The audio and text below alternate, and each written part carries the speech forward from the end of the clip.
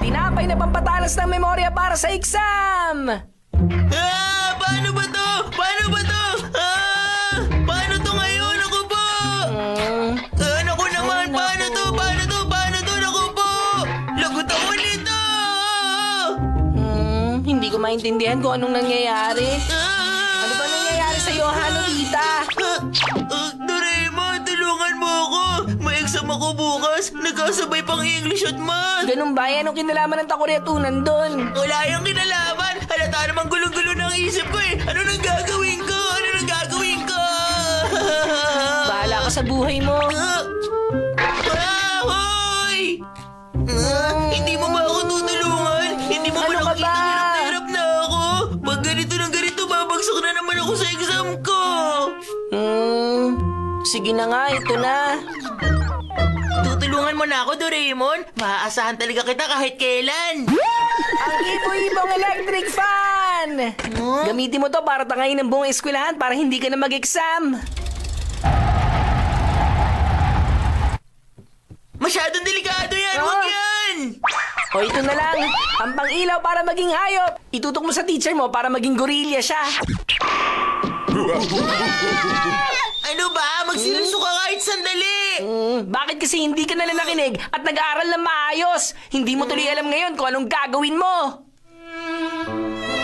Tama ka, hindi kasi ako nag-aral ng mabuti. Pero mag-aaral na ako ng mabuti simula ngayon, pangako. Basta tulungan mo lang ako ngayon. Ano bang problema? Palagi ka na mabubabagsak sa exam. Ba't ka ganyan? Ano kasi? Ano? Bumagsak ka na naman kanina, no?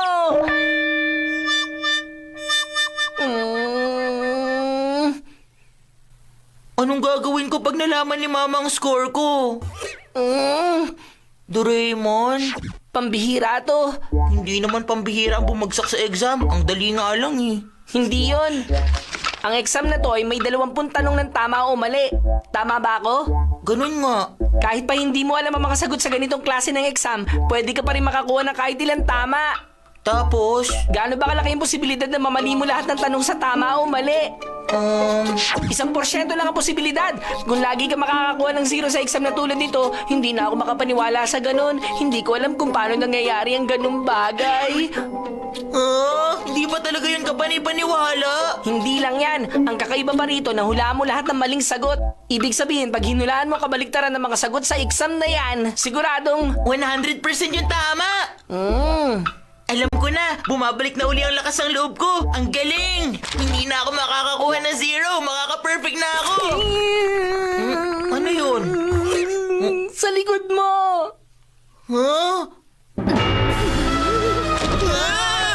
Nobita, narinig ko naka-0 ka na naman sa exam. Totoo ba yun?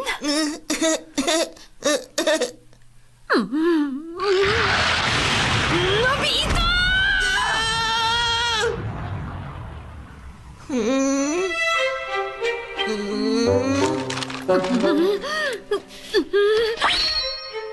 Bakit ganito kababa ang marka mo? Mama, kung babalik ta rin lang, magiging tama ang lahat ng sagot ko. Bakit ba palagi na lang ganyan ang sinasabi mo? Imposible namang wala kang naitamang sagot sa exam na tama o mali. Sige na, tama na yan, Mama. Palagpasin mo na yan sa ngayon. Huwag ka na magalit. Makinig ka mabuti, Nobita.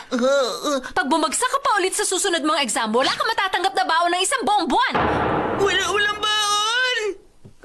Paano to? Hindi pwede to, 0. Ayoko maka-0 ulit sa exam. Mawawalan ako ng baon sa loob ng isang O buwan. sige na, alam ko na.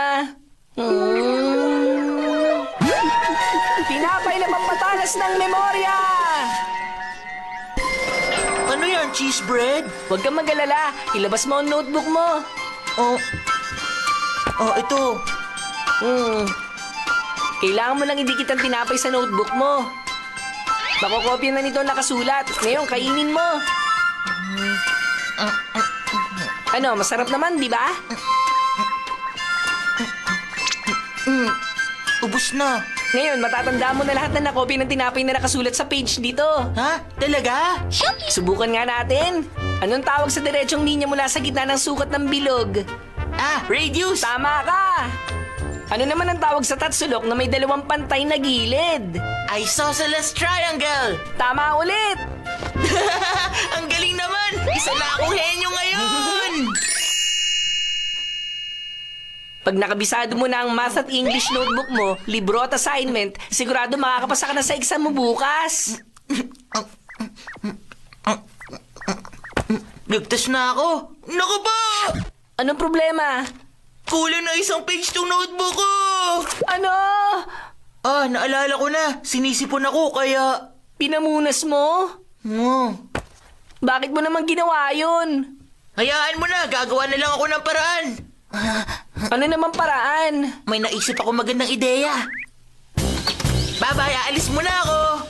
Saan ka ba pupunta, Nobita? Mangungopya na lang ako sa notebook ng iba. Bye-bye!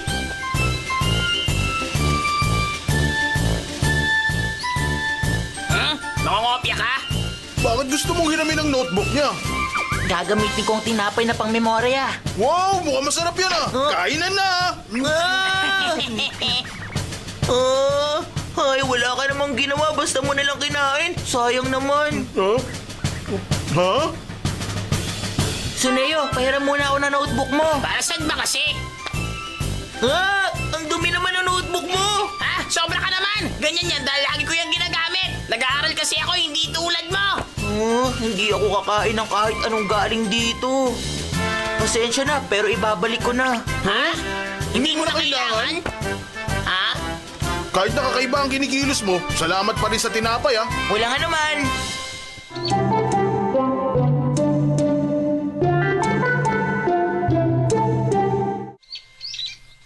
Sabi ko na nga ba malinis at maganda ang mga notebook mo, Shizuka. Makakabisado ko agad ang lahat ng nakasulat dito. Sana nga ganyan lang kadali magkabisa ng mga bagay, no?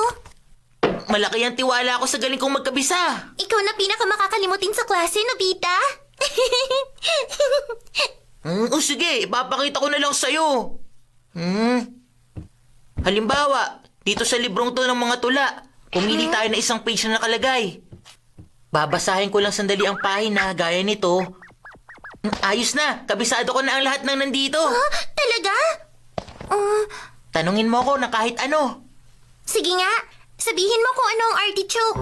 Halaman galing Europa na tinatanim dahil sa malalaki nitong bulaklak. Tama ka. Ano naman ang Aida? Isa yung operang gawa ni Verdi na may 4 na yugto.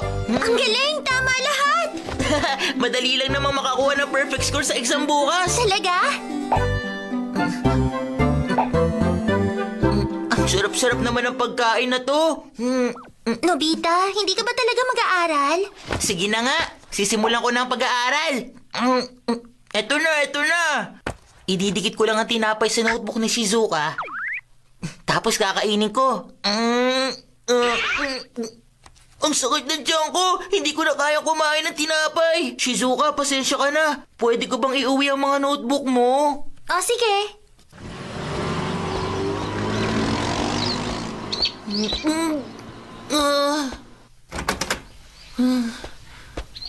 Nandito na ako. Oh, aba, sakto. Nobita, kakain pa lang kami ng hapunan. Pero, Papa... Matutuwa ka, nagluto ako ng napakaraming spare ribs. Niluto ko talaga yun para sa'yo, anak. Para sa akin, Papa? Oo naman, kumain ka ng spare ribs para pumasa ka sa exam bukas, ha? Pag nakakuha ka ng 0 at nawalan ka ng baon, malaking problema yon, anak. Kaya galingan mo sa exam. Paano ba to? Busog na ako eh. Ang sarap naman nitong spare ribs mo. Kahit minsan lang ako magluto, masarap pa rin, ano? Nobita, kumain ka lang ng marami, ha? Sige po. Naku po. O ano, anong lasa? Masarap ba? Masarap po.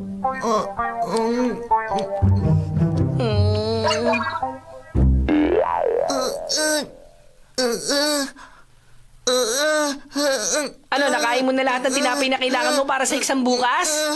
Marami pang natira, hindi ko na kaya ubusin. Kung hindi mo yan kakainin, babagsak ka sa exam bukas. Kaya kailangan mo na yan kainin ngayon. Oo, tama ka.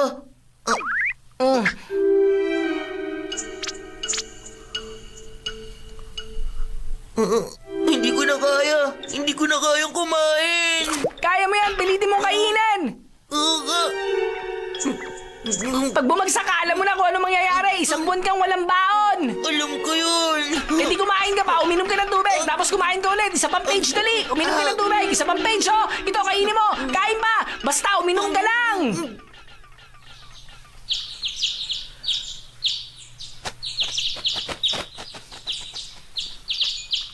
Nobita, tapos ka na ba? Hindi pa po.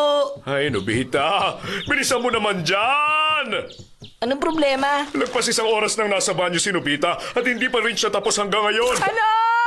Naku po, hindi ko na to kayang pigilin. Sa parke na lang ako magbabanyo! Ah! Ay, nasira yata ang tiyan ni Nobita dahil sa dami na nakain niyang tinapay.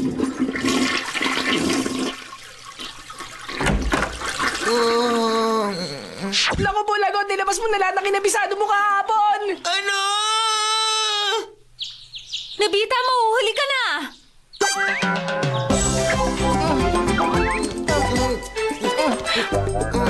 Kailangan natin simulan ulit sa umpisa.